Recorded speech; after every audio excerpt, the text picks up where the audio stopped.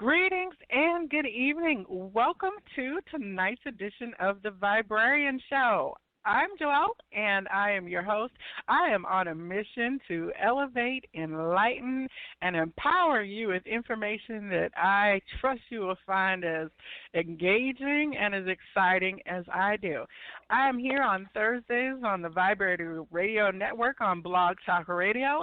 You can catch me by calling 646-787-8436. And if you have a question during the show, please just press #1. That lets me know that you're going to want to come on the air. And also, I am out there on all the social networks. I would love for you to join the community that I like to call the Good Vibe Tribe. And my handle on Facebook, Instagram, and Twitter is at The Viberarian. That is THEVIBE as in energy, RARIAN.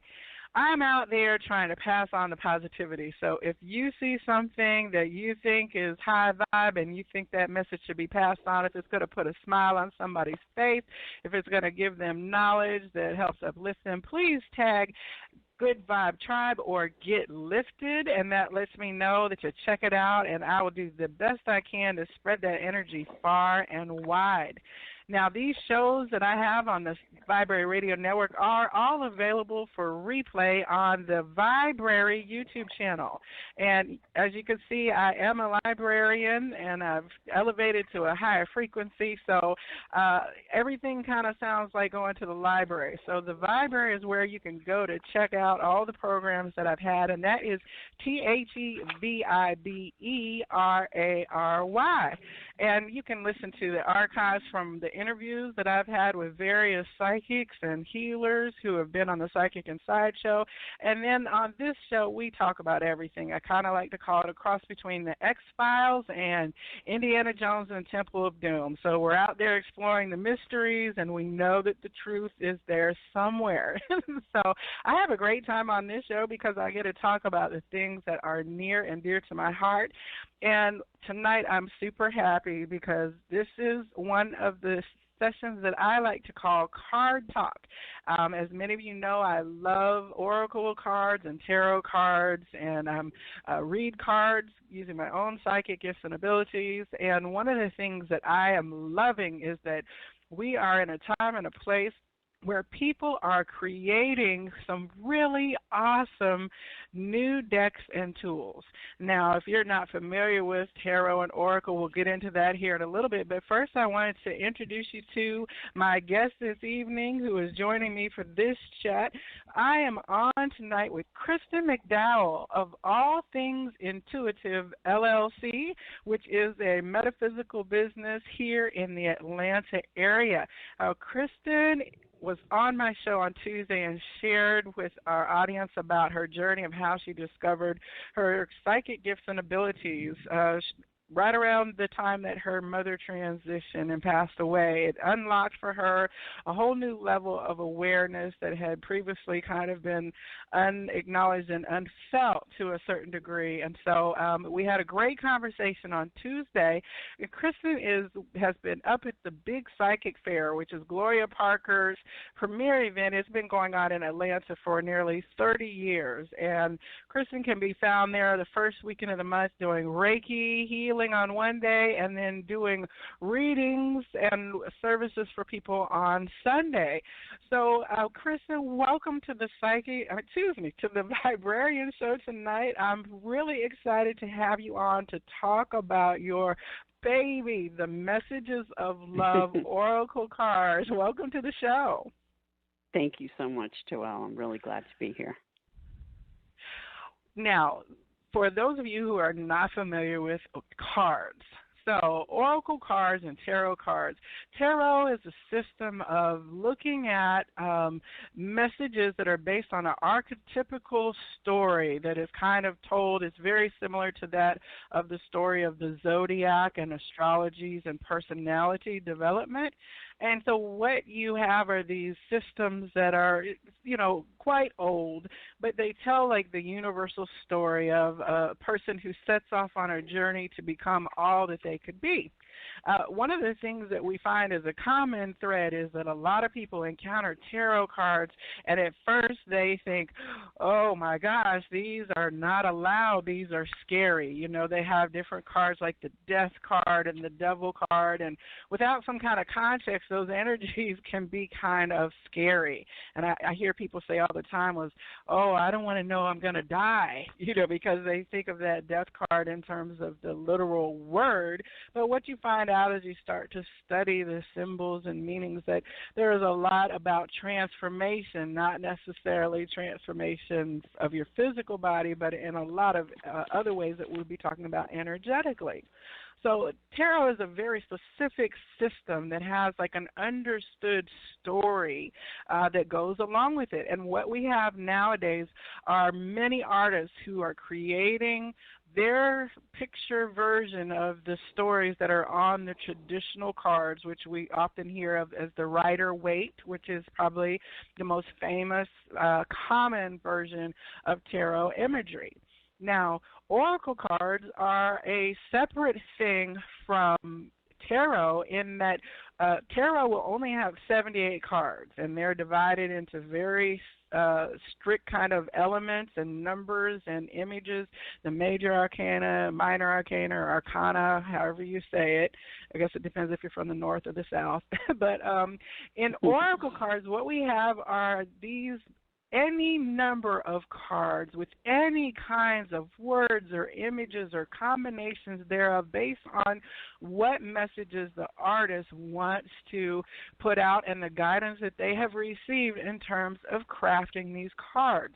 So what we are finding, if you go to a metaphysical store, is there has been an uptick in even the last 5 years of cards, both tarot that have their own kind of more modern interpretation of kind of classical images, and then oracle cards for everything under the sun. So I have been having people on who have been creating cards as systems as a way to access and deliver spiritual messages. And so, Kristin, I'm really excited to have you on because you are one of those people who has created a deck, and it is selling like hotcakes on Etsy. I have to say I'm really excited for your success.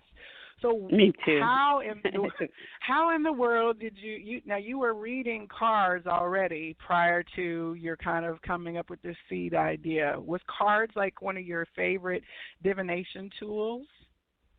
Yes, I was reading Angel Tarot, and I still read Angel Tarot, but I found that I wasn't able to get the types of messages that the clients that I had were looking for. You know, it's difficult sometimes when somebody's asking you a question about a particular relationship that they're in, and they want some guidance to kind of read the energy of a person. And I had a little difficulty using Angel Tarot with that. And I looked around, and the one that everyone goes to is Doreen Virtue's Romance Angels. Pardon me. But that has been discontinued. So if you see that online now for sale, it's up to $300 in some places. A lot of people are selling their cards. And it's a great deck. I think it's fantastic. But I was looking for something different, and I looked for a lot of different cards. The goal in the beginning was just to find something to use at the psychic fair and in readings with different clients that I have, and I just couldn't find it. I couldn't find what I was looking for. I wanted to have, frankly, candid messages. I wanted to have twin flame, soulmate type cards and past life, and I wanted to have messages that let you know what kind of what you might need to know about a person that you're dating. So I do have a card about red flags and different things like that. But I was unable to find it, and I can't say a whole lot of thought went into it when it actually happened. It just, like a lot of things happen with me, the idea just came in my head. Okay, you can't find it, so why don't you create it? And I looked into that and figured it out. and I created it. It took several weeks, but I just started by writing down a lot of ideas about things that I would want on the cards. Mhm. And so I now, wanted it all. I'm sorry, go ahead. Go ahead. I wanted it to be something that also was LGBT friendly. And I'm married Mhm. and have a child, but I also found that in looking at a lot of romance decks, they don't serve, in my opinion, they don't serve a lot of audiences. And I wanted it to have no race, no color, no gender, and to fit any type of relationship. So I was very specific with not using any types of pictures of people in the Mhm. cards. And that is because I wanted it to work for any type of connection between any people. Right. You and I talked about the whole deck in terms of relatability a couple of months ago because, well, for those of you who are not familiar, Doreen Virtue, it really probably is the most prolific of creators of cards. I mean, at our local metaphysical store, Phoenix and Dragon here in Atlanta, she has her own end cap on a bookshelf because they needed just basically to dedicate that space to her. I think at her peak, it might have been 50 or 60 decks. So Of many course, what decks. you would so many decks. Of course, you would find there, that if you're in tarot, you would have like the angel tarot, which you've used.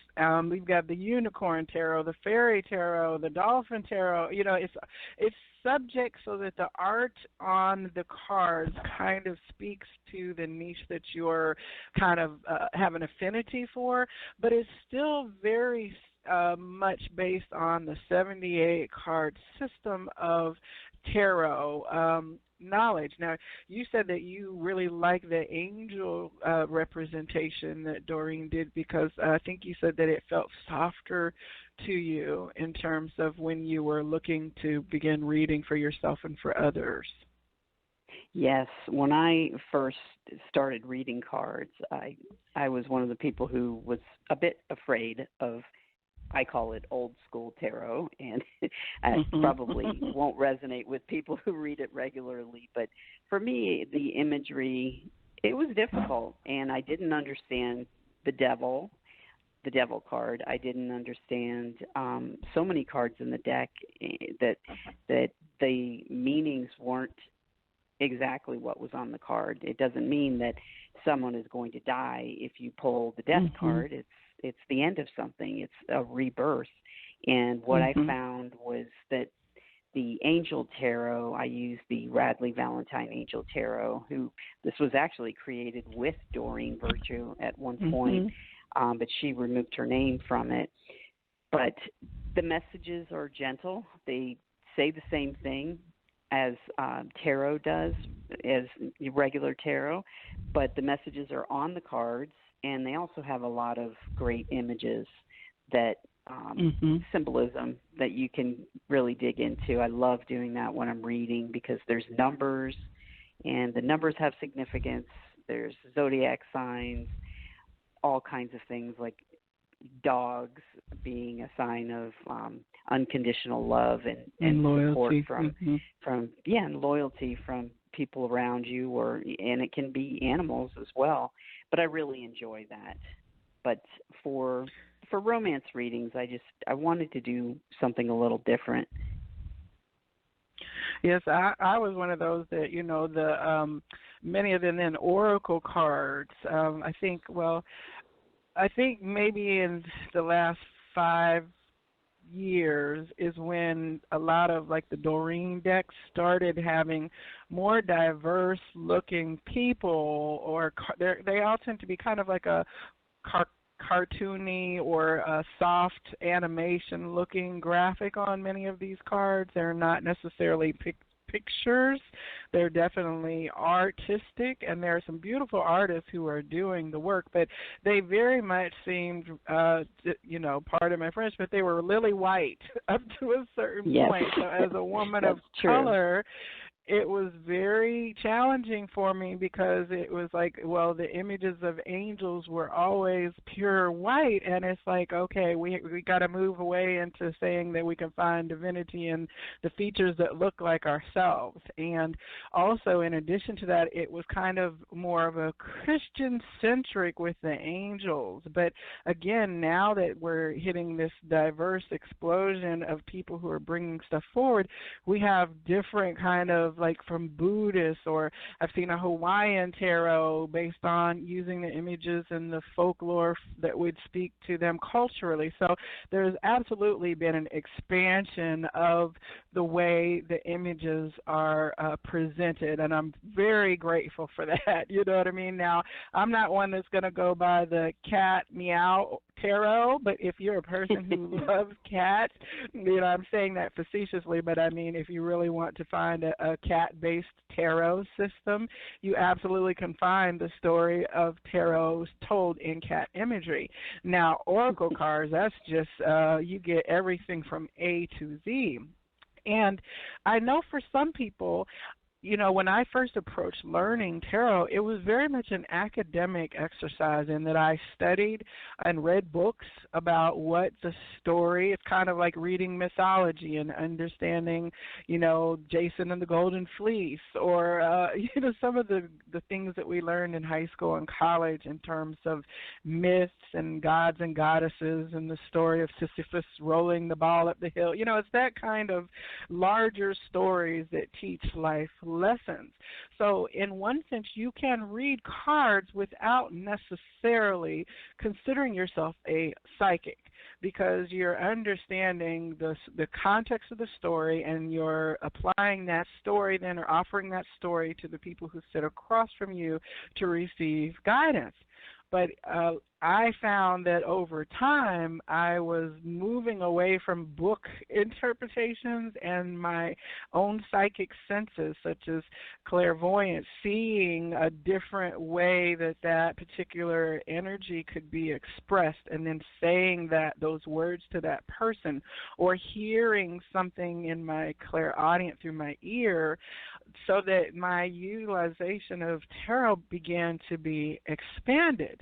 And now what I'm finding is, like, your oracle cards, they don't have any image prompts at all. It is just very much a word, or two, or a sentence, which has allowed me to step back more into a definite psychic knowing of what I am relating, rather than using the symbology that is being presented to me, to use these as an instrument. And I find that very, very enjoyable. It's kind of stretching and helping me grow more comfortable in really trusting the guidance that I'm giving at that time, rather than overthinking or stepping back into thinking to say, well, wait, a dove means peace, and you know what I'm saying? So exactly. I'm glad that Purity you of did intention choose and all the other things. Yeah, but I'm glad that these are very much the nuts and bolts of energy. And now these cards, you have 44. Are there 44 cards, right? Yes, I actually started out with 33. I wasn't selling them at that point, but I just came up with 33 as the sacred Holy Trinity, and honestly, it just wasn't enough in terms of shuffling and handling. It just didn't feel like enough for me, and I think I was a little tapped out on the messages when I did the first deck. And the first one really was for me, and just to kind of see how people would respond to it. I didn't make very many, and then I ended up just diving in on a weekend, adding 10 more cards, and I've actually changed the decks a few times when I've ordered them, just to change things around a little bit. Not a whole lot, just maybe a word here and there, some differences. There's some minor differences. But one other thing that I like about this particular deck is that it works well with tarot as a clarifying card for different things. And I use them all the time for clarifiers when I'm doing readings with people for just general questions. And the cards are not just for romance. If there are other messages about finances in there and messages about children, all types of messages, and I've found so many times that the messages just have to do with day-to-day things. I've asked messages about my own life. How about the timing on this? And I'll pull too soon. Give yourself time. So they work for all kinds of things. And I have to laugh I because, really didn't intend them that way because I didn't intend them that way, but they do. So there's some hidden surprises in there for me. Well, I had to laugh because when I got my deck and I, hadn't opened it yet because I was waiting until I could get clear to, go ahead and do some dedication with the deck, and then I wanted to do a card review and reading. But as I turned the card over, of course, they're in alphabetical order, I think, so the card said, wait. And so every time I would go to look at it, I was like, wait. And I said, well, at some point, I can't wait. I'm going to have to go ahead and open this deck. But I would giggle to myself every time I would flip it over because it's like, not yet, just wait. The time is not quite right. I wonder how many people have had that experience. I never thought about that. They're getting the deck and opening it and it says, wait. Wait. Not today. Right. You need to put something after the W. Definitely. Wait. Consecrate me first. And I think that's really important. That you mentioned that it's important to really connect with your deck and with any deck and consecrate it. And what I do with mine is I just look at every card, I handle them, I clear my head before I do it and set the intention that the cards will always be used for the best and highest good in all readings. And I wrap them in a weaving that my son made for me in an art class, and I just keep them in there all the time.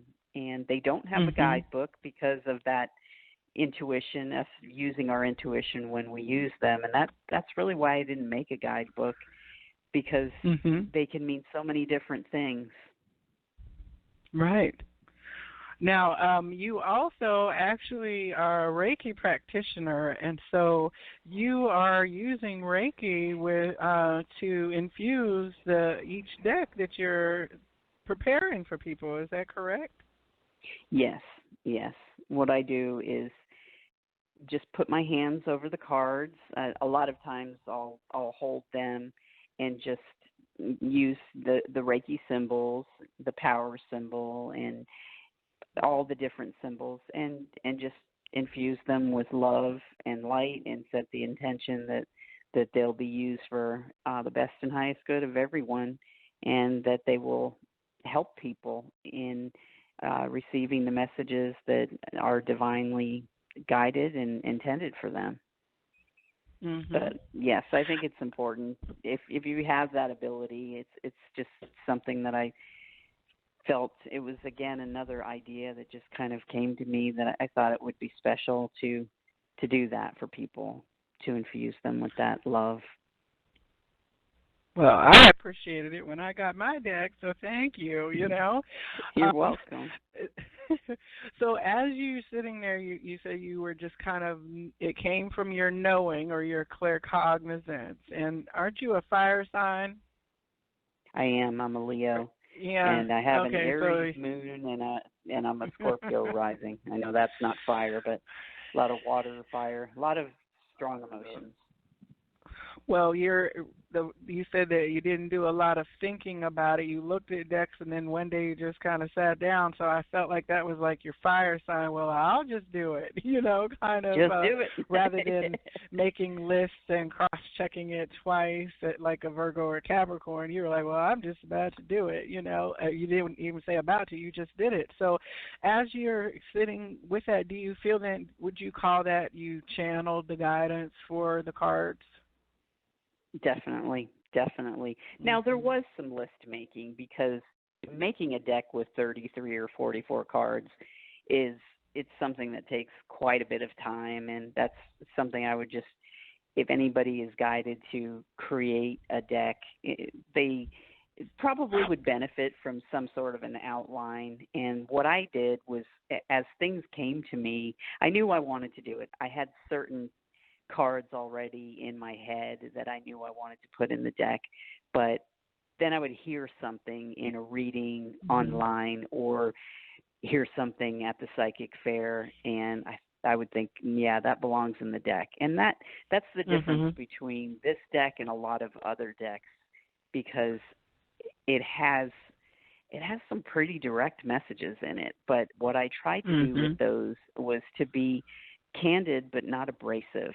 And, you know, one of them is strictly sexual.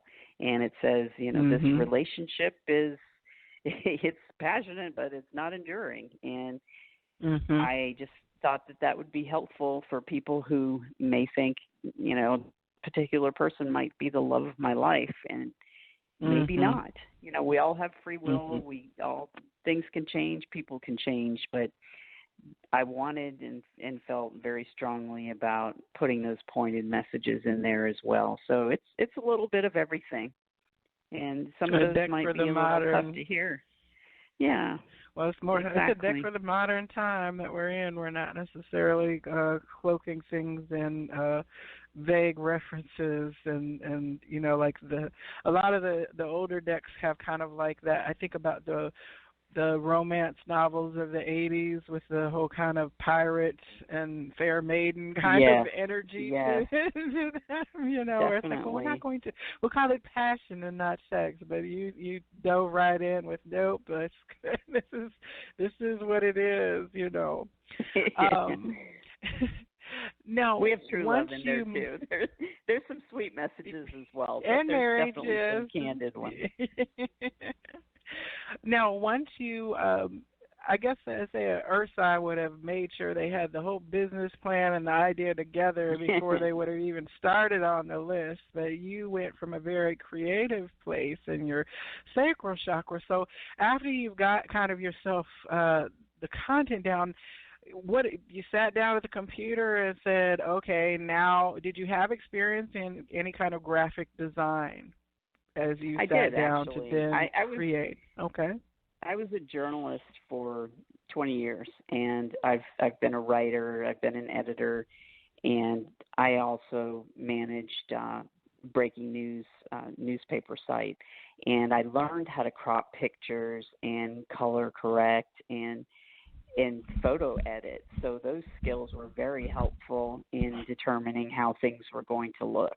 And that was really important with the imagery that I picked, because I wanted to have room for the message and put the actual photograph at the bottom and have that be consistent across all cards. But having, I wouldn't say I'm a graphic designer, but I know my way around posting images to a website and did a lot of that work over the years. And it really helped.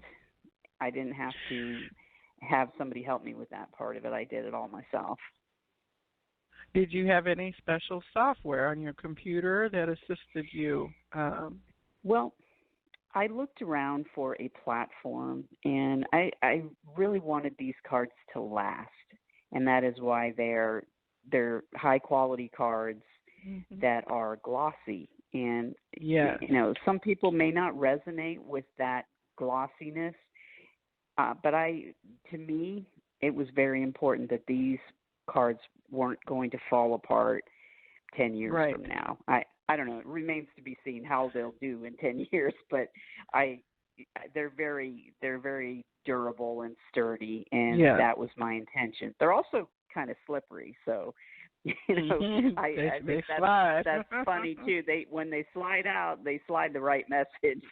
So as we've both seen, sometimes you need to wait. But you know, I did have one piece of feedback about that they slipped out of someone's hands. So I thought a little bit about that I might want to do a different stock, but overall, I feel like the quality is the most important, and I want them to last. I don't want them to fall apart and have somebody have to get another deck. So that Right. was something that I had to go looking for. There are a lot of platforms, and believe it or not, there's plenty of platforms for making cards, but a lot of the facilities that make them are overseas, and these cards are Okay. printed in China and shipped back. So they take probably about 10 to 12 days before they're ready. But Okay. they have a software that you can create the cards right in their interface. Okay. And then I use Okay. Photoshop, and I pick the one of the fonts that is in the system. And I just wanted it to have a romantic look and just Mhm. something elegant. And my particular style with these is simple and elegant. It is, yes, I agree. On the Thank back, you. you have a green. Do you know what plant this is that you chose for the My image? intention really it was an image that I liked when I was looking for art, but it's more about plants. It's more about the meaning of plants and flowers than it is any particular plant or flower. It's beauty that needs to be cared for to grow, and we Mhm. need to take care of the seeds. If we want something to grow, we have to plant the seeds. We have to water them and Mhm. take care of the plant. Otherwise, they can die. And Mhm. the imagery is more about that than anything in particular. I love the Mhm. color pink. It's always resonated with me, and I knew what color I wanted in terms of the art for the interior of the cards. But Mhm. I have always enjoyed plants and just taking care of them. I have a lot of house plants, and I used to grow roses. I had a rose garden in Florida for a while, and I enjoyed Mhm. that. But you have to water it, take care of it, fertilize it, and that's very similar to a relationship of any kind. Mhm. You've got to feed it Mhm. or it's going to die. That sounds awful. Well, That no, was no, not it's my. true. You got to But it's take care of it. true. So you get the guidance And you can't and rush do what the you need to growth do, either. and don't rush it. Yes. Yeah, So you can't pull and it I up out enjoy. of the ground. Yes, and I enjoy being out in nature too, because that's where I get a lot of my best ideas, through meditation and Mhm. just meditating with headphones on, walking around the neighborhood. That helps me. I get a lot Mhm. of ideas that way. Mhm. Well, when I saw, I guess, well, the tree symbolism always speaks to me, and I've incorporated that into my logo for the Viberary, which is very much about all Yes. of us are basically an access point to the tree of knowledge and life that is contained within us, and that as we are blossoming and sharing our gifts with the world, I'm all about supporting that. So that's when I saw them, I'm like, oh, of course, the Viberarian in me wants to go do the reference to look it up, because in the last probably 6 weeks, I came across this beautiful deck that was the Angel Tree Oracle or something like that. It's Hmm. out of print now, so I need to find one. But it had the most beautiful messages about, like willow tree. I mean, it was probably 50 or 60 trees that were in this Oh, particular that's book. awesome. And so There's I'm so like, many now I'm amazing like, I decks got to out go there. find this, find this to Yes, and see. all the So, uh, symbolism. yeah, so spirit speaks to us in so many ways, but the beautiful part on the back, of course, the pink is quite beautiful, and it's soft and loving. So that's very aligned with the whole romance and love centric messages. And it's so interesting because I say love centric, but it really, like as you said, it really does branch out into being able to be used not necessarily in the literal dating and mating sense, So I like the versatility of this particular deck, and I'm really excited. I was like the first person I think you gave a reading to Yes. at the Blue Barn. I was And you're like, testing it. I made a cool oracle deck. I'm like, what? Oh, how cool. And you're like, here. And then like the two cards I that came did. out, I I was like, tested it out oh. on all you guys. I was like, I was, let me make sure this works. Mhm. That was fun. I was really Oh excited yeah, about they it did. that I was day. like, yes, absolutely, it worked. It was like, why are you doubting? Yes, I got the message loud and clear. Thank you, Spirit. Now, you use the interface for one of the publishers. So you had done your homework and you looked to find a vendor who could do that. One thing that I have noticed is that people, and I'm a librarian by nature, that's my profession in the 3D world. So copyright and image usage rights are actually very, very important. And I think that a lot Yes. of people who begin to embark on creating decks don't realize that even the font that you were to select, say you selected a font that was not provided by the publisher system, you have to make sure that you have rights for commercial use.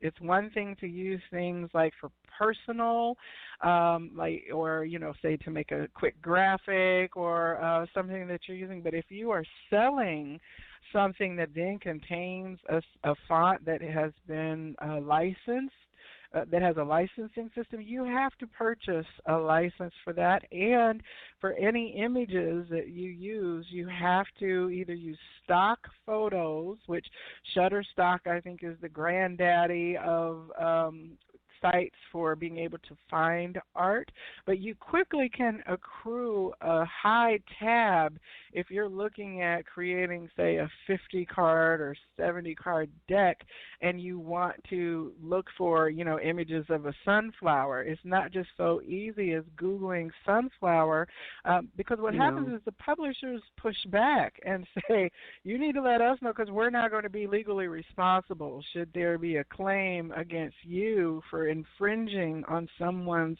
photo, picture, clip art, font, any of those things. Did you encounter that kind of validation process as you were working with the publisher to create your cards?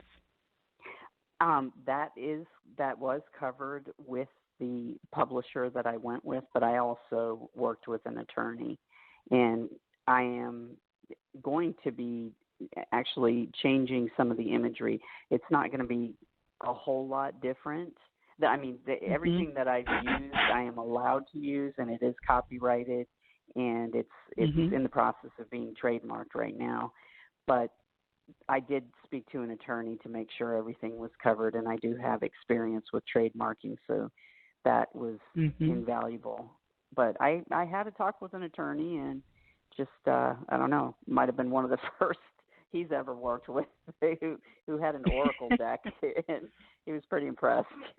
I was trying to explain to him how everybody thinks oracle is the same as tarot, and it's a bit different. But I had a long chat and just made sure that all my bases were covered when I started selling.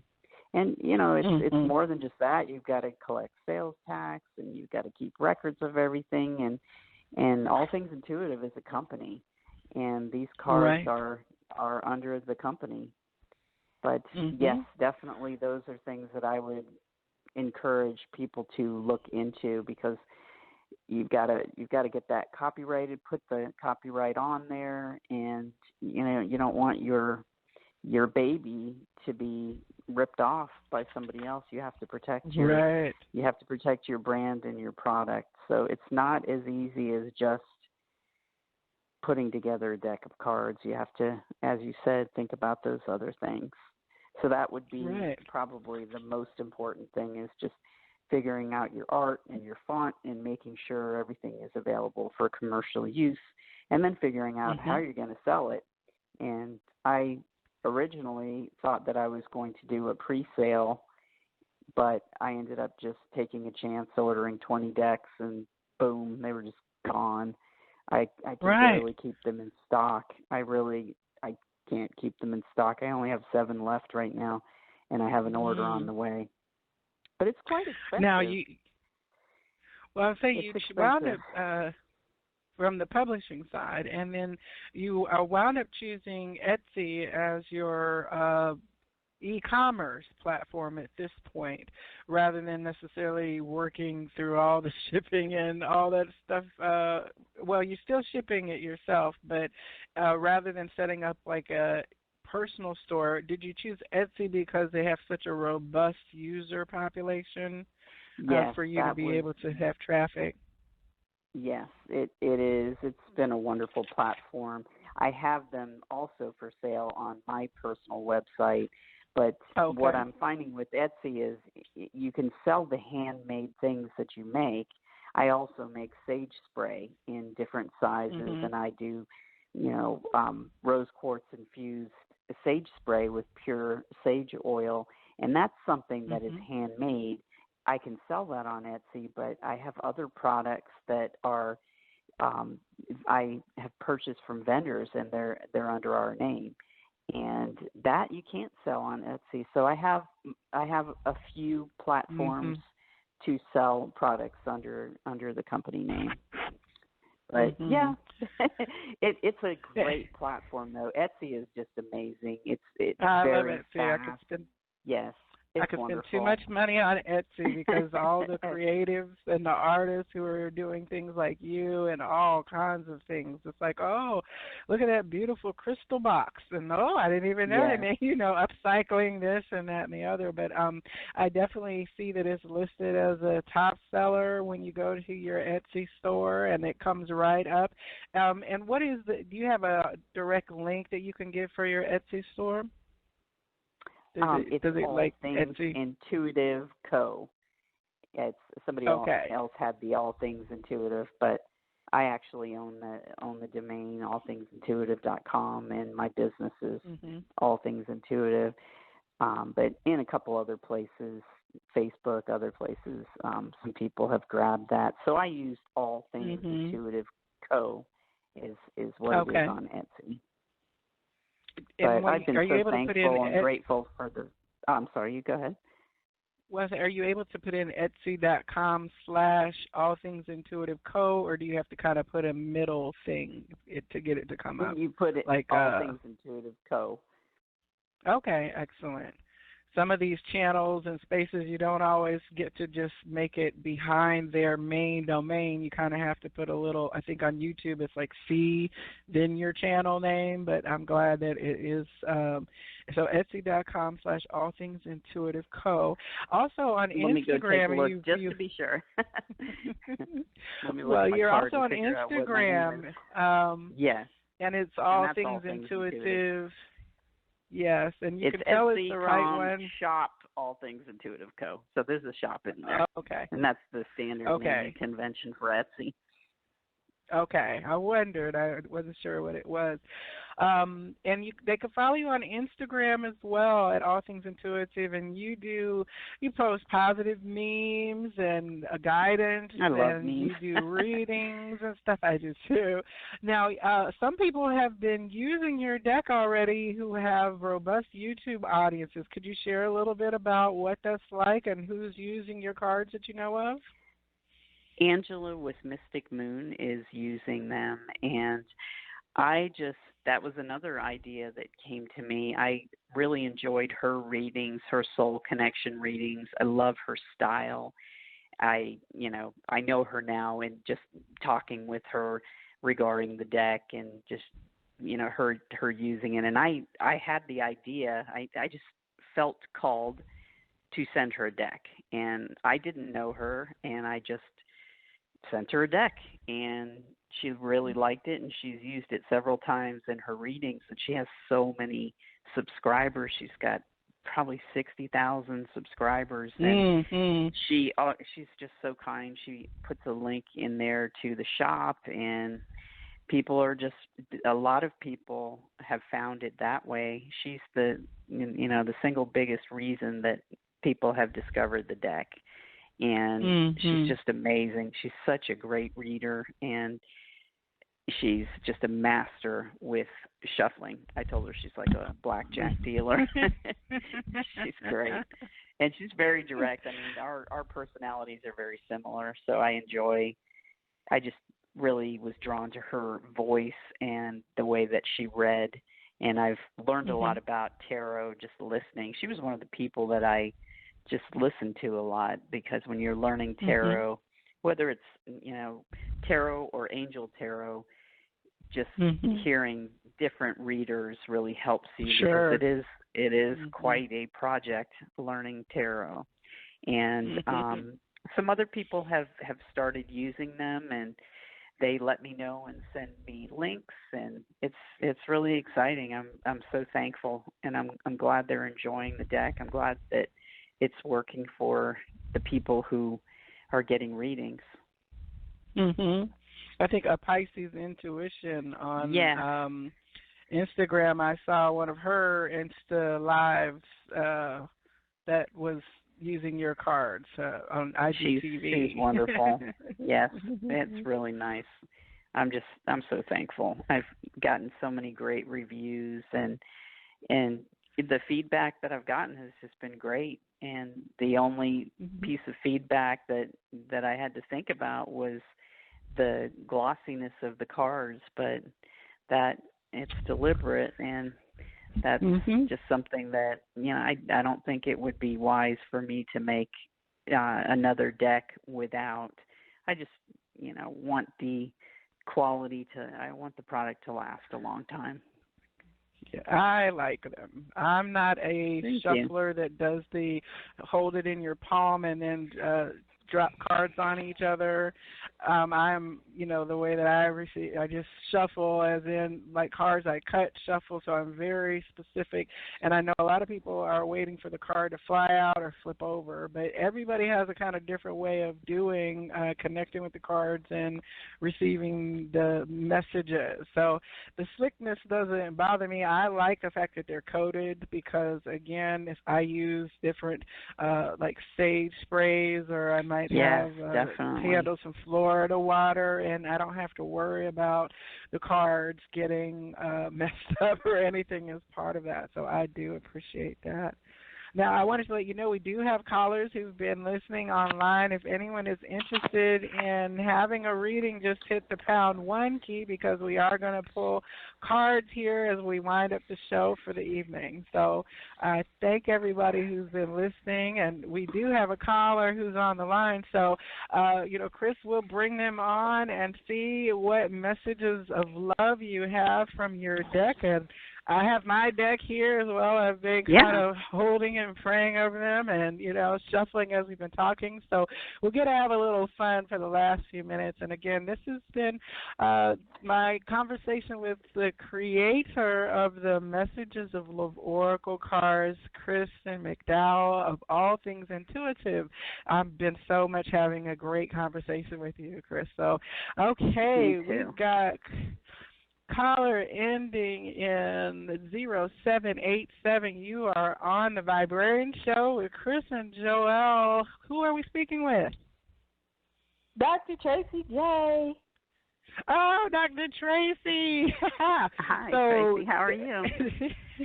I'm good. How are you? I'm doing well. Thank you you so Tracy much for calling. Dr. Tracy is another alumnus of the psychic fair up in Roswell, and you are actually my first card creator interview on the Viberarian Show a couple of months ago. We were talking about your angelic cards, and so I love the fact that I'm in a community of people who are doing such awesome things. And Dr. Tracy, I'm so glad you were able to call in tonight. So, Chris, are you ready to connect? Did you have any specific question, Dr. Tracy? Or No, my heart is open to receive. Okay. All right. Okay, I'm just going to pull just a general energy, just a message of love for you. Thank you. Shuffle. You're welcome. Thank you. Just going to shuffle.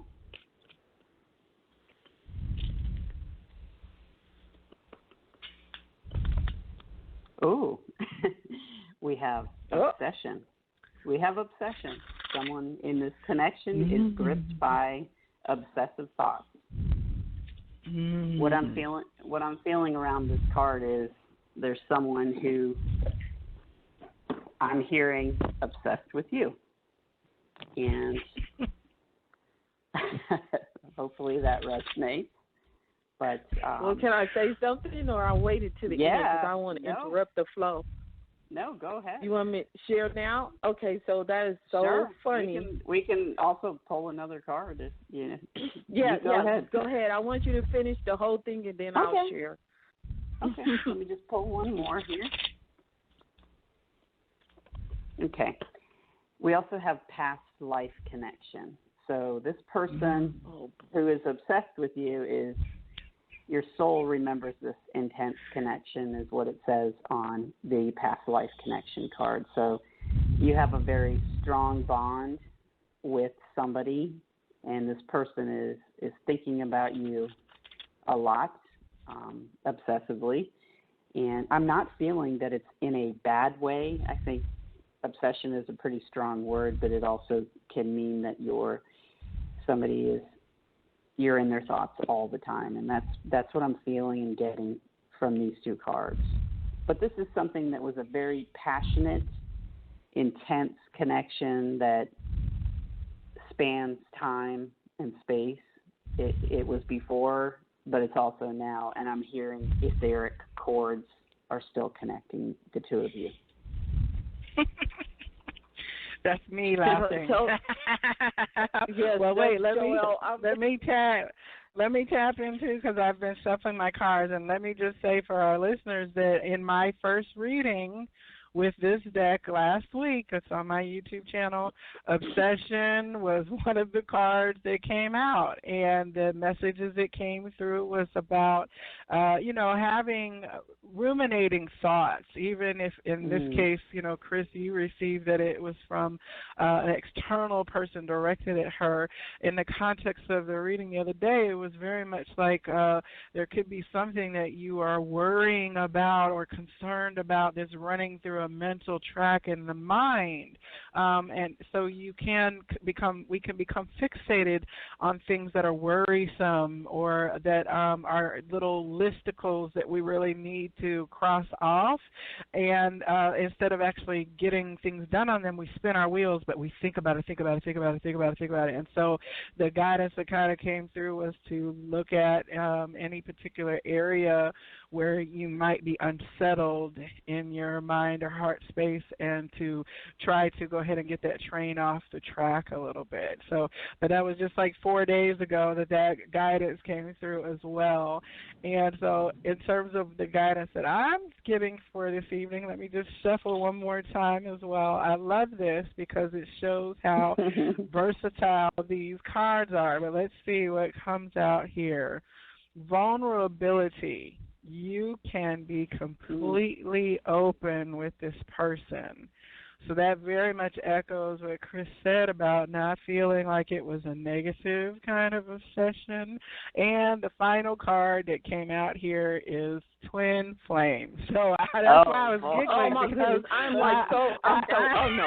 am so tired of this. I know we're on the radio, but I just want to go running and screaming. That's all I say. And on the bottom of the deck is obsession. On the bottom of the deck is the card Obsession. Yes, I just turned it over. So everything that you're saying in terms of etheric connections, past life connections, obsessive thoughts, vulnerability, but it's beautiful because it's saying that you can be completely open with this person. I love that card. I've never seen like an energy presented like that, Chris. I think that's a beautiful thing, because so much of what we do, we tend to go to get readings as a way to protect ourselves from things that, we want to be forewarned about. So being not cautioned, but prodded to then be more open than we might have been had we not gotten that guidance. I think that's a real optimistic messaging of the cards. So, and now, Dr. Tracy, what do you have to say? Can I say something, please? Absolutely. Yes. Oh my goodness, this is so. I intentionally said that I did not want to give any kind of subject, or because I just desired, for whatever spirit that would have me to know, for it to just come, because I have a lot going on. So from whatever area, I would have been okay with receiving. And today, as I've been, working on, I'm working on a book, and I've been going on a journey into my heart, and I've set an intention to stay focused and just get it done. However, the individual who came up in my reading based on, the obsession card and the past life, connection or whatever, kept coming up in my heart. Like it was just like a little, like his spirit kept on like tapping me on my shoulder or my heart, like hello, I'm hello, and I just was like, I'm not even going to, I'm just going to ignore you right now. You're just like a little gnat. Just leave me alone. I'm trying to stay focused. So after a certain point today, I just said, forget it, because it's not going away. So I need to just call him. And so I did, and then we got off the phone because he was at work, and he said, I'll call you later.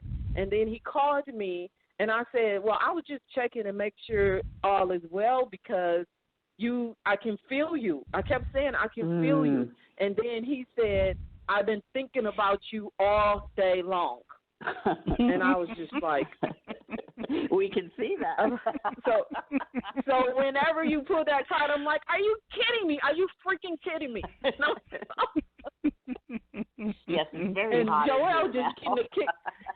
Joelle's just getting a kick out of it, because she just knows how I am about that. And what did you say, Chris? What did you say? Huh? I said it's getting hot in here. Oh yeah, it's pretty intense, and I want to tell you, I'm go ahead.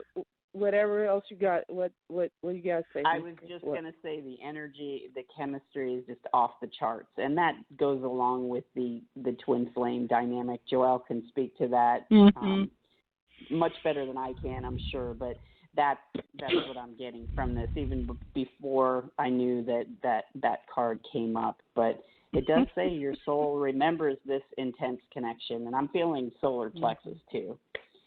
But definitely very, very intense.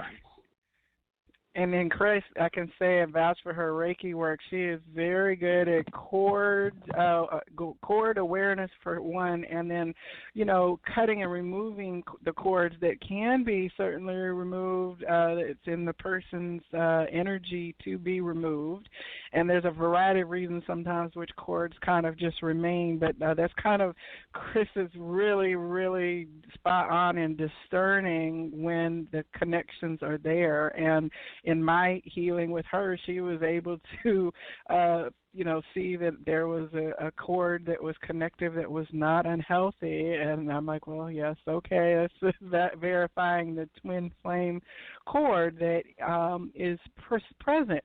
And I will say that it is one of those things, if you're familiar with the twin flame journey, of being connected at like an energetic, singular kind of energy body between two individuals, that can be very distracting. It can be very worrisome and stressful until you really begin to understand the nature of the pull, the push and pull between it's like trying to run a three-legged race, and if you're not working with the energy, you're falling down all over the place like you would if you were tied in a sack with one leg tied together. You can be falling all over the place, and it can be quite damaging on a level until you learn to manage it. And I think it's interesting that you said you finally just said, look, let me go ahead and call in 3D because I'm getting this interruption constantly coming through. And so you acknowledged it and okay, well, let me go see what this is about. And then it was validated for you that, yes, this person was tapping on your shoulder etherically, like, hey,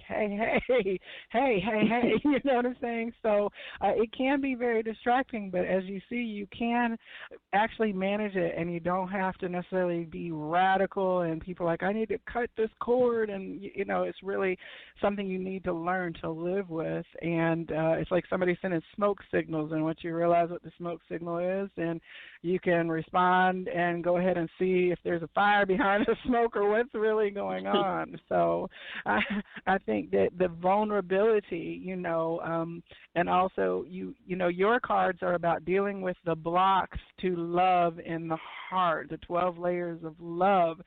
And so, vulnerability is one of the key things in any relationship. Is people have wounds and people have trust issues and have learned to deal with reservations in order to protect oneself.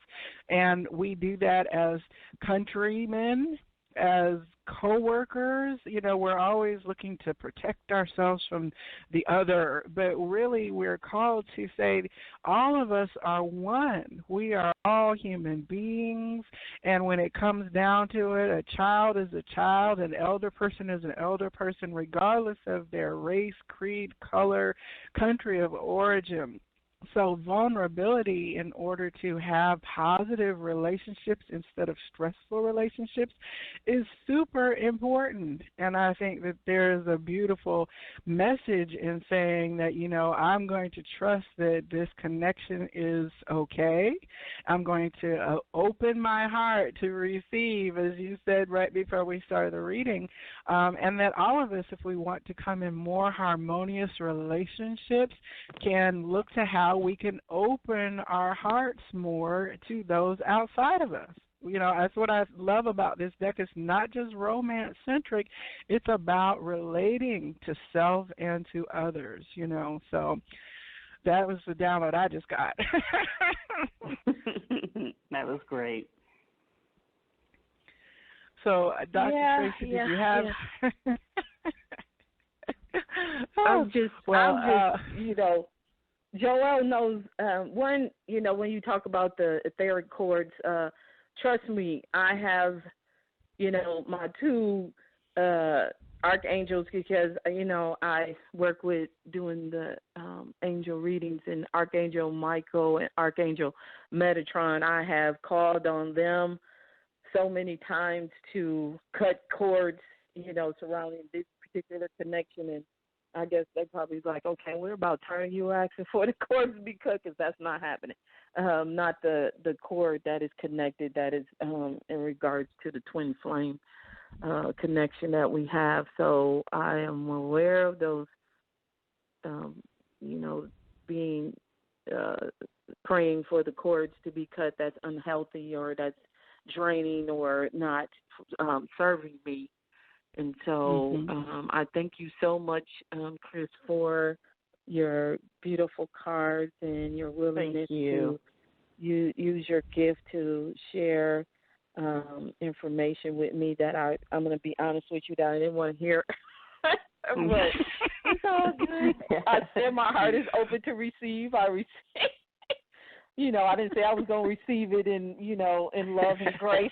I was a little surprised. When that popped out. But they are candid. They are. Yes, and sometimes you got to chew and digest the food, you know what I mean? And there's nothing wrong with that either. That's the whole thing of doing work with yourself, is that we are works in progress.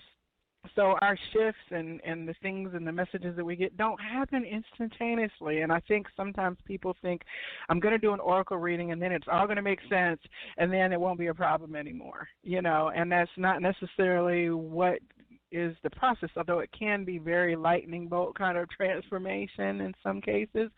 But to do work on a constant basis, I absolutely agree that I think everyone should own at least one or two oracle decks for yourself, because you have it within you to make the connection with the guidance that you need from your own team. We don't always have to outsource our connections through, having readings with other people. And decks like this and, Tracy's cards, these are so affordable, and it's something that you can have at home to make part of your own personal work that you're doing. And Chris, you read for yourself regularly, right? I always, every day I do, and all types of decisions that I'm making. But I have a lot of decks. I don't just read my own. I would call myself a kind of a deck junkie. I don't Me really too. know. It takes one to know one, Joelle. You and Joelle. I know. We need to have meetings. 15 or 16. I need a Decks Anonymous club. I have like 15 or 16 decks, and there's different ones that I use for different things. But that Angel Tarot is probably the one I use the most, and I use Colette Baron Reed's Wisdom of the Oracle. Mm-hmm. I call that. I like that. I call it Oracle one. I call that the You Can't Handle the Truth deck. Oh yeah. Oh wow. Yes. That one is very candid, but it's great messages, a lot of beautiful imagery. But I'm so glad it resonated for you, and it was nice to kind of tag team on that and come up with the same thing. I think it was beautiful. Nice to you guys. Me too. Now I have to go, ladies. Yes, thank you, Dr. Tracy. Thank you so much. I have another call to get on. Yes, I appreciate both of you ladies, and I'll talk to you soon. Thank you so much. Okay, love and light to you. Thank you. Okay. We've got a couple other people on the queue here that will be able to get in for a reading before we close this evening. Caller ending in 8164. You are on the Viberarian Show. Who am I speaking with? Hey, this is Monica. How are you? Enjoying my Hey, Monica. Hi, Monica. Oh, yeah. Monica is one of my good friends, and she is the #1 supporter of this show. She's always there on the phone line, sometimes moderating and chiming in on the conversation. So, Monica, would you like to see what the messages of love Oracle have for you tonight? Yes, and I'm nervous. Okay, don't be nervous. The lady before me was like, okay, wait a minute. Don't throw me all out in the street exposed. So, but I'm ready. Okay. Do you have a particular question? No. I'm open just like the other caller. Just whatever comes up. All right. We'll just I'll just pull some cards and see what we get, and maybe Joelle, you can jump in as well. Okay. We have wait. The timing is not quite right. What I'm feeling with this is it's something to do with a career, some type of a career, not necessarily a career mover, but something to do with your career. There's maybe something you're contemplating, not sure where to go with it, or maybe I'm hearing when to launch. Something like that. Does that resonate with you? Yeah. I'm hearing a creative project as well. But it's yes. Let me pull another one. I'm feeling called to pull something else to go along with that. Oh boy. Joelle, guess what I just pulled? I just pulled twin flame. Oh boy. We're heading in another direction here, or maybe this person has something to do with the timing. So I pulled twin flame, and the timing is not quite right. Are you in some sort of a business, having some sort of a business relationship with another person? No, not yet. Actually, I'm a student in a master's program for digital communication. And the launching part is me launching rebranding myself in a digital platform. So, and there's a couple projects that I have in mind that I'm looking at, but it's just a coming out for me out of some dark times. Okay. Mm-hmm. I'm actually not surprised about the twin flame coming in because I didn't think mine was Yeah, I didn't think mine was here. I was like, okay, I must have missed it. So to hear twin flames, I'm like, whoa. Well, that's really I can say, interesting. because I know Monica already, that I'm not surprised about that. And one thing people need to understand, if you have gone through some difficult times that have been very challenging to, like, broke you down to your most fundamental bits and pieces, like Humpty Dumpty, part of putting yourself back together again is part of the journey into unconditional love of yourself. It's unconditional love of self, not necessarily of another person. And a lot of people kind of get the whole twin flame romantic part a little confused, or they kind of switch the importance of certain things.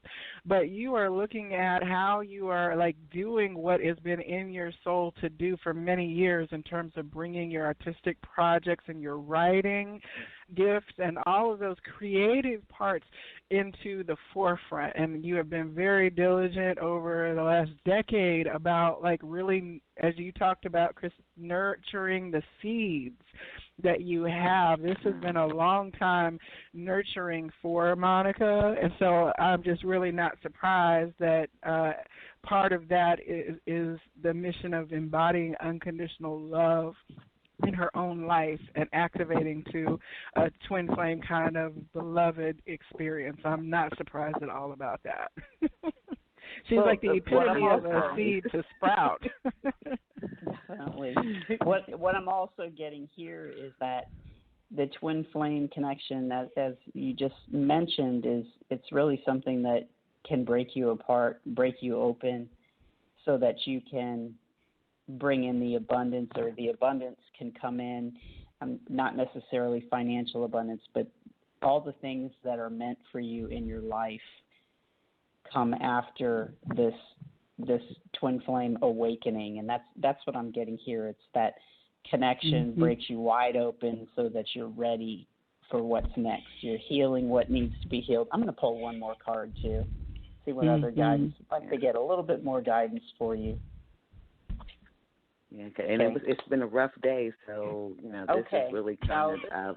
This is going to speak to that. I just pulled rejection, and what this says is rejection, and it says this rejection is actually divine protection. So sometimes it can mean that you have to reject another person for the best and highest good of you both.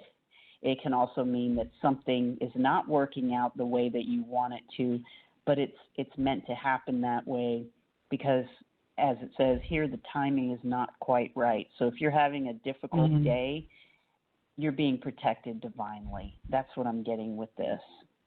Okay.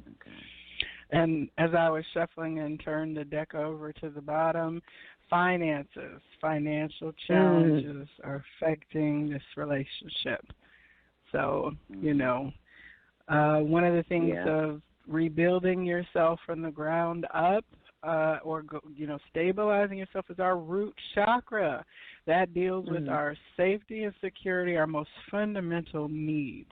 So a lot of times when you go through a transformation process, especially a deeply intense one, you can find your financial flow is disrupted. And you have to kind of then, launching a new business, like Chris said, with even doing these cards, it's not cheap to create an oracle card deck. It's not cheap to build a brand and to create websites and to put your portfolios and things out there. And so those kind of financial considerations, as you struggle to replant yourself in new soil, it can be very challenging. And quite frankly, that's one of the number one reasons why people don't necessarily pursue passions, is because they're trying to be more like responsible adults and not just, there's a big fear thing about financial stability when it comes to changing what you do as a profession, where you live, how you're manifesting in the world. So certainly we have to get our root chakra right before we can even begin to feel like dating or having something going on in our emotional sense. And we've got to have the finances to bring certain creative things forward. So I think this finances card is something we all can relate to. Well, I was just shuffling and, just holding on to the cards, and I just had another card fall out. And it says, put away the computer. It says, put away the computer. And it says, working less and having more fun will strengthen your relationship. This can also be, what I'm feeling is you need to take time for you. The wait is, the timing, and the wording is very specific and deliberate. The timing is not quite right. It's going to be right. It's just not quite right at this moment. And it's time to take a break because you're being divinely protected from something that is, the timing is just off. And it's time to take care of you for a bit, to have some type of a break and just have some fun. Just take time, even though you said it's been a difficult day, but take some time to have some fun, and just tomorrow's going to come and it'll be a better day, and there'll be a time where the timing is right, and the abundance will come in because you've been through that dark night with your twin flame connection, and the good times are on the way. But you've got to take some time. Getting that. Take some time for you. The timing is off. Yeah, and it's like, okay, you know how you get to a point where you're like, okay, I understand the whole point of timing being off, but it's been off for so long. You're like, what do I need to not so much as recalculate, but it's almost like a maintaining that I have been doing, with the mindset the timing is off. It's going to fall in place. It's going to fall in place. And things have been moving, no doubt about it, but it's just like that keeps coming up. The time's not right. The time's not right. The time's not right. It's like, okay, when? What time are you right? Well, I'm getting detachment, trying to detach from the situation and just try not to think about it. I know that's really difficult, but I'm getting that when you put away the computer, which to me is coming through as taking a break, when you take a break, then things will start to flow again.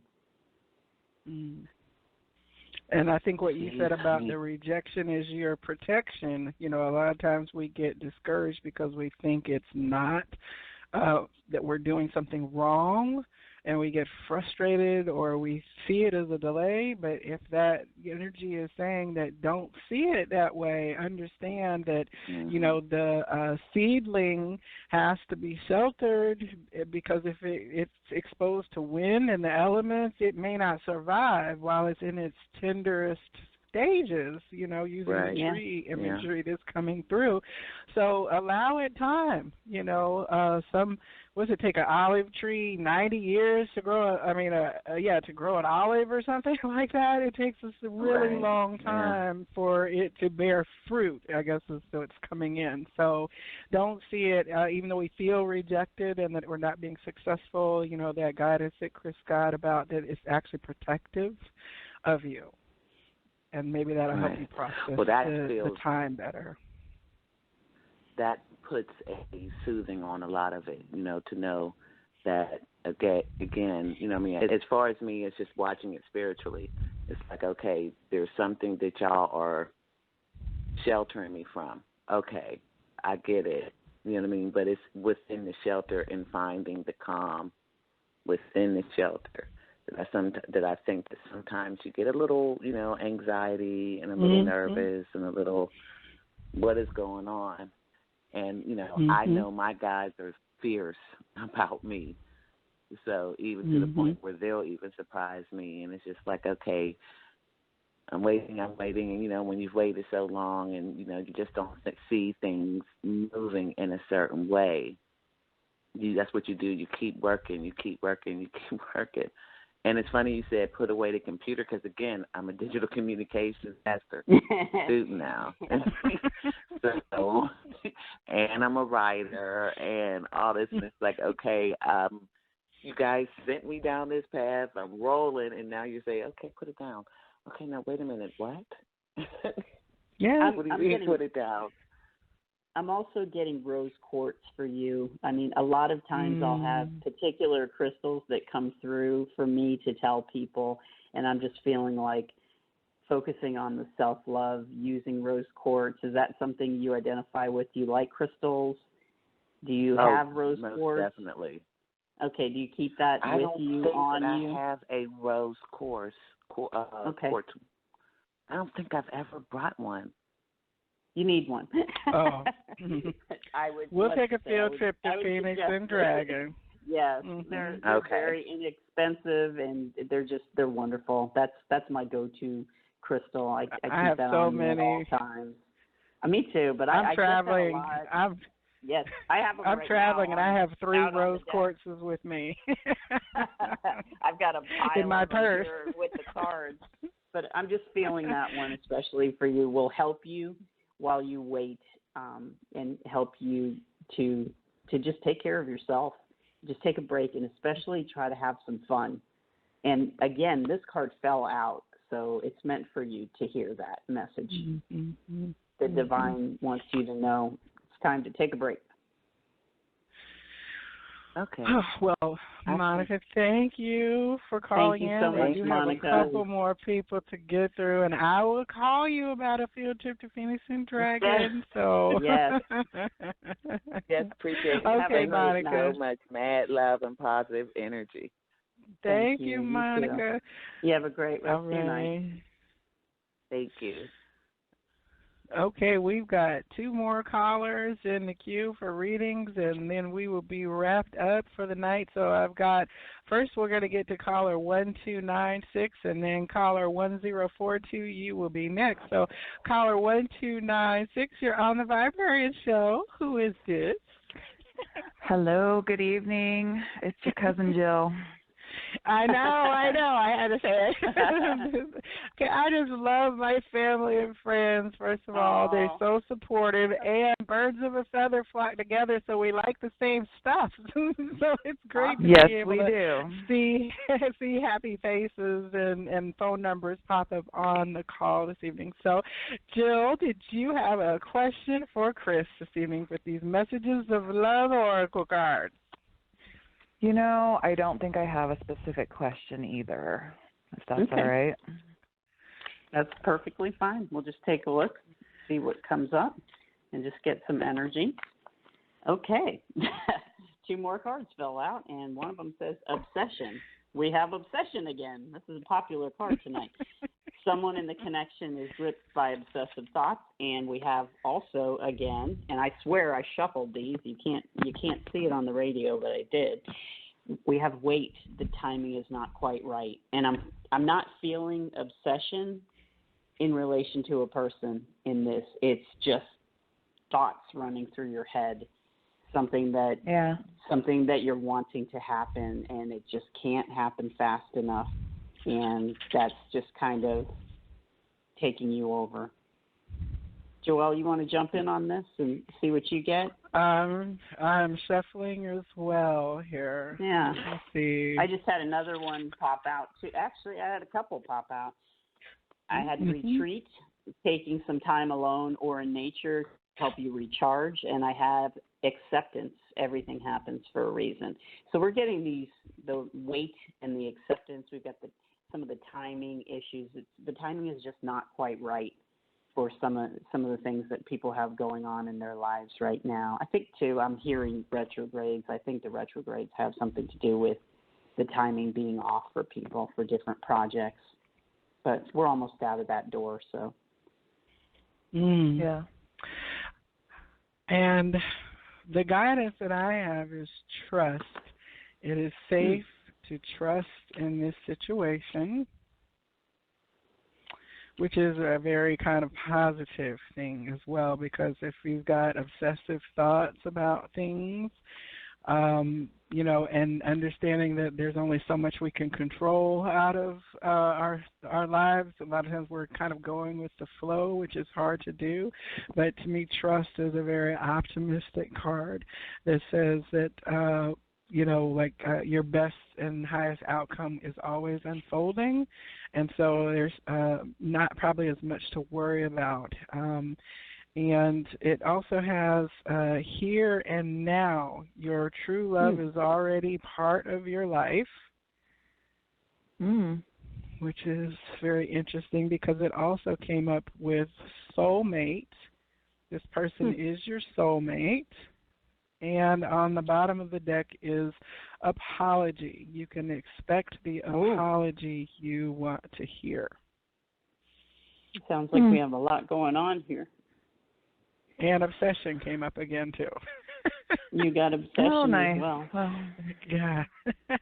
Maybe I should spray some on at some point. Right. Calvin Klein is going to have a big bumper crop lately. Right. But that's very interesting. I think that I know we're overdue for a reading, and I think we'll try to connect you also with Chris for a reading to go in, because sometimes it's hard to read for people who you know, because you kind of have a context with certain things. But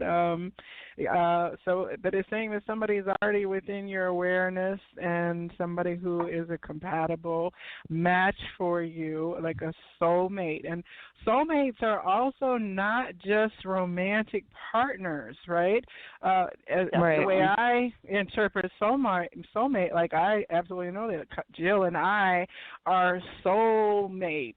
Like we're family for a reason, because she's adopted and I'm adopted. You know what I'm saying? And so there's no biological connection whatsoever between the two of us, and yet we're only like a year apart, and us and our other cousin, it's like we were all adopted within a short period of time of each other, and so we came to these families to be family for a reason.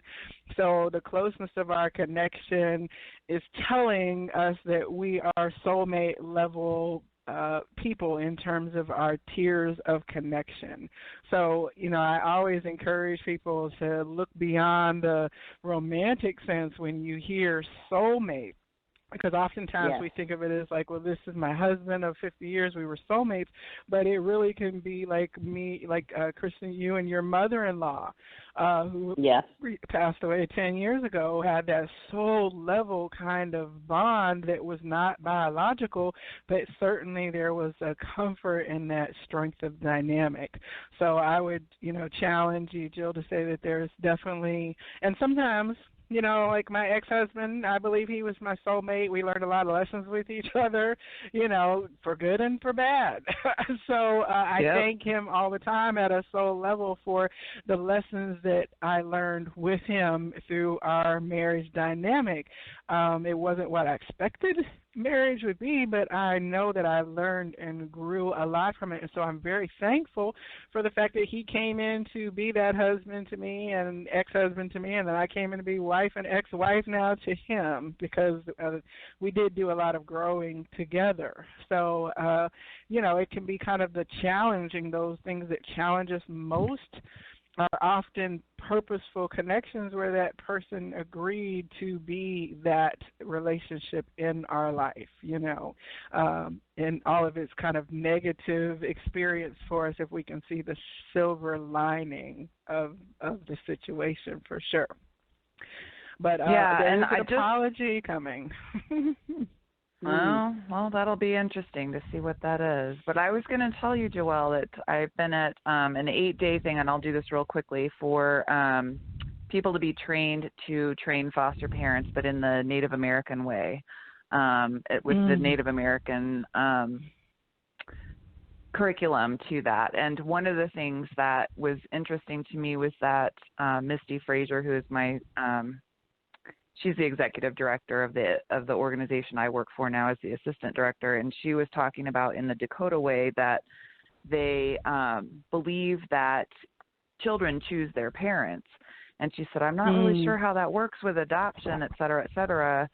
And I said, well, to be honest with you, I don't know that I've ever thought about that, but I kind of actually think that you, me, and Marcy probably chose, we were going to be birthed by one woman, but we were going to be raised by our parents that we were raised with, right? And that there was some reason for that, and that we were meant to come together. So, I thought that was really interesting. I hadn't really thought about that for sure before, but. That is awesome, and it's so interesting because you're getting back to kind of like the indigenous way of viewing life, as you're talking about, like the tribe and Dakota way that acknowledges that there is a choice in the soul energy about even parentage, So I think that those more holistic ways of viewing ourselves can be very healing for all of us, especially if we're doing inner child work, Kristin, we've been talking about inner child healing, so. Yep, absolutely. And we went through the medicine wheel model and all sorts of stuff. It was fantastic again, so. And we have the retreat card here, too, taking time alone or in nature to help you recharge.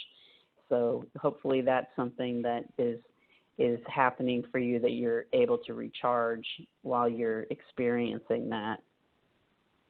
Yeah, I think so. And I've been thinking about getting out and doing some more walking and finding some place where I've got some places around me that aren't too far from where I live that I can walk amongst the trees and the foliage and our relatives that are of the green earth, Mother Earth, that sort of thing. So, I need to do that. Well, one other thing that I wanted to mention is I think that we're getting some similarities in these readings, because these are also things that are happening in the collective.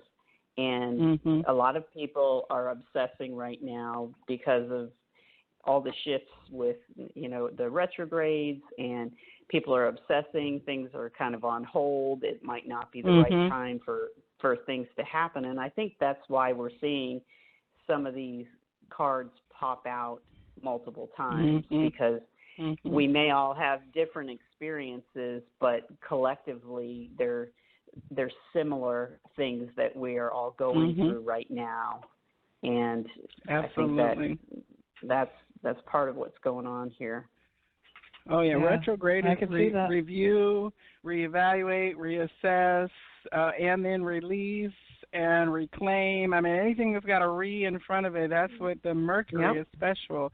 So you can get communications from past people out of the blue. And also with eclipses, especially lunar eclipse, helps us reveal things of a deep emotional revelation. So you might find yourself thinking about childhood things, and realizing, I really am not over this, or, maybe this relationship I need to grieve a little bit, and being hit with a lot of emotions. So, obsession, we just have to make sure that we don't get into the unproductive side of our review or thinking about stuff, because there's a thin line between processing properly and then getting to a place where we're losing sleep and we're anxious and we're carrying concern and we're not letting things actually then go. So beautiful.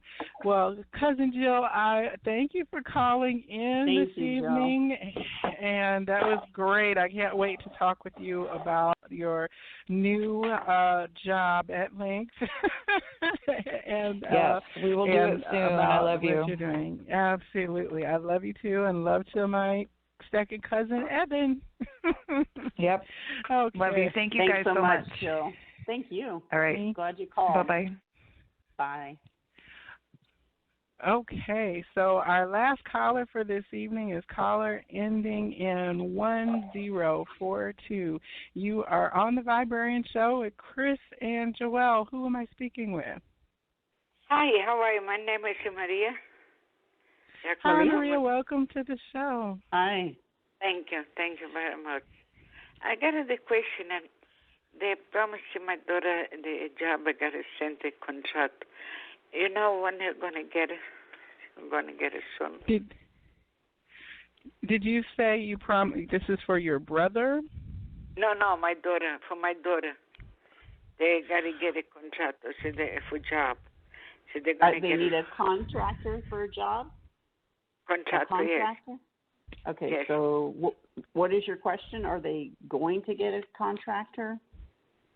No, I don't. Okay. When my daughter is going to get a contractor for work. Oh, Okay, when would your daughter be getting a contract for work? Right. Okay.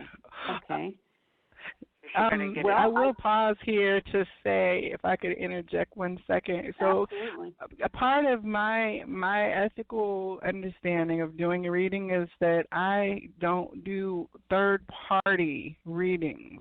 And I don't know, Chris, what your policy is, but generally we accept a question directly about you, but to access another person's kind of spiritual guidance for them, it's just kind of an area that is almost like a trespassing, if you will. So do you have a question that's relating to your own personal journey rather than for her? Yeah. You see me? You talking to me? Yes. Mm-hmm. You see me as I'm going to go on vacation soon. Oh, okay. That's better. So you want to know if you've got travel coming up in your future. Right. Okay.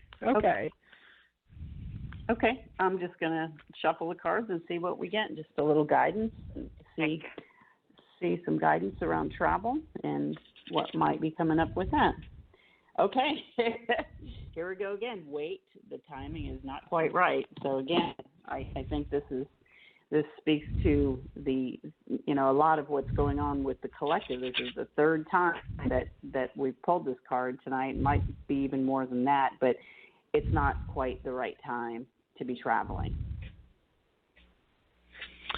And one thing about the retrograde, especially Mercury retrograde, what we can find is that we can make simple errors in when we book things that turn out to be a problem later, or things come up that we weren't anticipating and we wind up having to renegotiate things that we started during a retrograde cycle. And so we're about, I think this retrograde ends July 31st.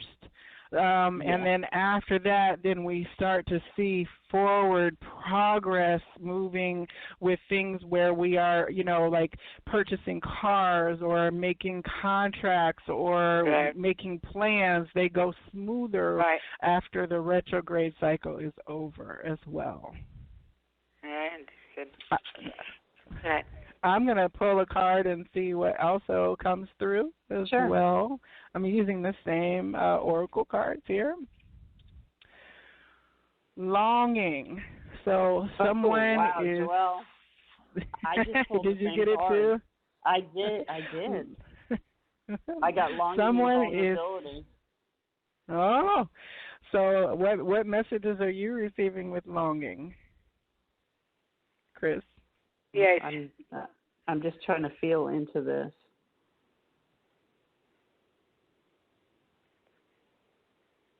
Were you planning on traveling with another person? Yes. A friend? Yeah. Is it somebody that you have attraction toward? No. Somebody who's attracted to you, perhaps? Maybe. Yeah, I think so. Yes, I think so too. That's what I'm getting here. But I had another card that turned over as well, and it says give yourself some time to heal from a previous relationship. So that's it seems that their question was related to traveling, but there's somebody in your life who wants to be more than just a friend, but right now the timing is not quite right, and you need some healing. And the additional card that came out for me is integrity. Does this situation align with your values and morals? So that might then tie into needing to wait so that energies are clearer in order for you to move into a new, fresh situation without, encountering any karmic problems, energies of karma, or where you might be, if you're longing to do something and you take a shortcut, then you can regret it later. So I think the guidance here is to not allow the longing part to cause you to make any decisions rashly that might have a negative impact later. Allow for the waiting and healing that energy came through in Chris's portion to happen, and know that everything will happen when it is most rightly aligned, especially if you're finding roadblocks to things or impediments, delays and things. Is really sometimes we're more impatient and we can allow for them to unfold better in the long run. Right. Are you giving a message to the site? Can you what? You give a message to the site. My husband had passed away 7 years ago. You give a message. You talk to the people. I am not a medium, and, I am, but let's just say, so tonight on the show we're not necessarily doing mediumship readings. We're really just here to spotlight these particular cards and Messages of Love Oracle deck. But you can contact Kris at allthingsintuitive.com and myself at theviberarian.com if you are wanting a more in-depth reading than what we are able to provide over the air. So I do hope that you get to take the trip that you desire. And one thing I will also tell with you is that, what you can do is hold in your energy like a vision and feeling of your ideal vacation and trip, like all the things that you'll want to experience. Hold that in your energy as if it's... I want to go in Italy. Oh, well, you feel as if you're already... You feel as if you're already in Italy instead of feeling the longing to go to Italy, right? So that's one of the keys of manifesting a match to your energy, is that you don't want to feel like the pull. You want to actually wake up one day and feel like I'm in Italy today and I'm getting ready to do blah, X, Y, Z, and A, B, C, and you hold that feeling of like your happy day in Italy, and then that energy will come back to you rather than holding the tension of longing, because that can also be manifested and you don't want to keep manifesting longing. You know what I mean?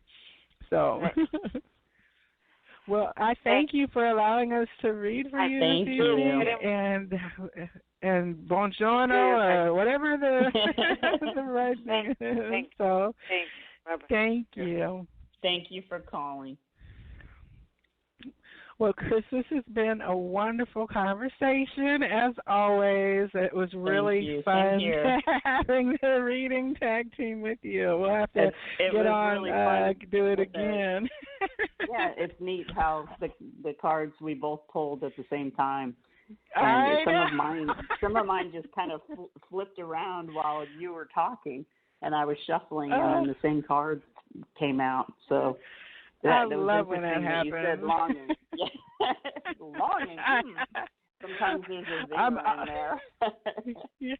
I'm always, when I'm reading like at the fair and stuff, I know half the time my jaws dropped open as much as the people who are across from me, because I'm like, wow, I'm receiving the guidance just while you're receiving the guidance. So when the cards come out and it's like, oh my gosh, the same energy comes out in 3 different decks or 2 different people, across the phone lines from each other, it's like, you can't make this stuff up. You really just Spirit wants to make sure it's loud and clear. Yes. That was great. I had a lot of fun. Well, thank you so much. And as I said, if you all want to reach out to Kris on Etsy and check out her deck for yourself, I definitely recommend it. And I'm sure that you are going to be having another deck before too long, because I could feel it in our conversation, and I can feel it energetically.